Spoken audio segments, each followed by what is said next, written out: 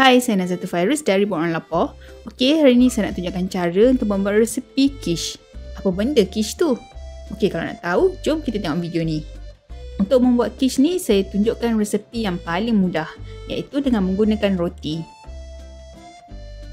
Kita ambil roti putih ataupun nak gunakan roti lain pun boleh juga. Lepaskan roti tu dan potong bulat macam ni. Sebab saya nak gunakan acuan ni. Kalau nak tahu kat mana saya beli acuan ni, boleh klik link dekat description. Saiz acuan ni memang ngam-ngam untuk sekeping roti. So tak adalah kita membazir banyak sangat dekat bahagian tepi roti tu.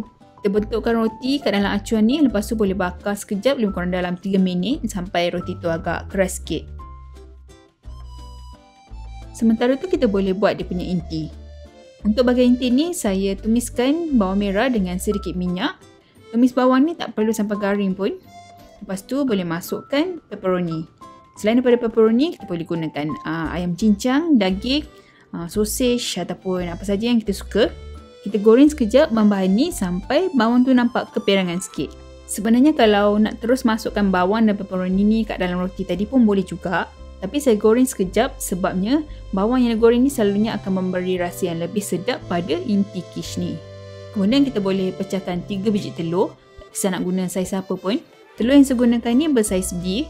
Kita pupus sekejap telur tu. Tak perlu sampai kembang.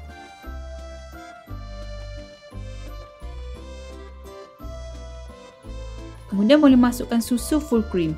Susu ni boleh digantikan dengan susu segar ataupun susu cair. Kemudian perasakan dengan sedikit garam.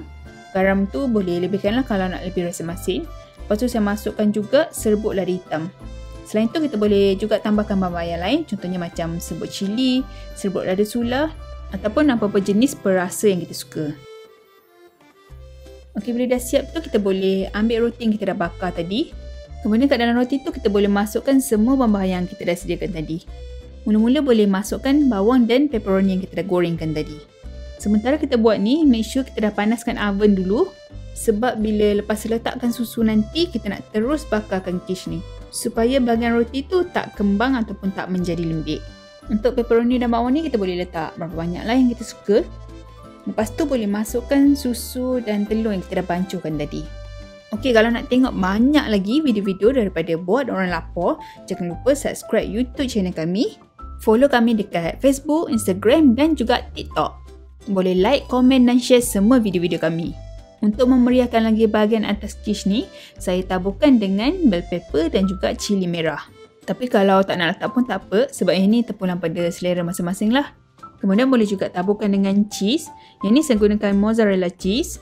Nak gunakan cheese yang lain pun boleh juga. Cheddar cheese ke, parmesan cheese ke. Dan akhir sekali boleh taburkan dengan daun sup dan daun bawang. Bila dah siap semua tu, kita boleh bakar pada suhu 180 darjah Celsius lebih kurang dalam 20 minit ataupun sampai dia masak, bergantung pada oven masing-masing. Kalau nak lebih rangup ataupun lebih garing, boleh bakar lebih masa. So, inilah hasil dia. Sebenarnya bahagian bawah tu ada cara lain nak buat. Kita boleh gunakan puff pastry ataupun boleh buat pastry sendiri. Tapi saya cuma menggunakan roti sebab dia lebih mudah dan murah. So kalau korang tak pernah makan ataupun memang tak pernah dengar langsung pun pasal quiche ni, boleh cuba resepi yang saya kongsikan ni. Sebab nak buat dia senang dan rasa dia pun memang sangat sedap. Kita boleh jadikan dia sebagai breakfast ataupun minum petang. Ataupun kalau ada tetamu nak datang, boleh sediakan resepi quiche yang simple ni. Tapi jangan lupa dapatkan acuan yang macam saya gunakan ni. Sebab ada banyak lagi resepi lain yang kita boleh buat menggunakan acuan ni. Okey, itu je daripada saya, Nazatu Fairuz. Selamat mencuba. Bye. Assalamualaikum.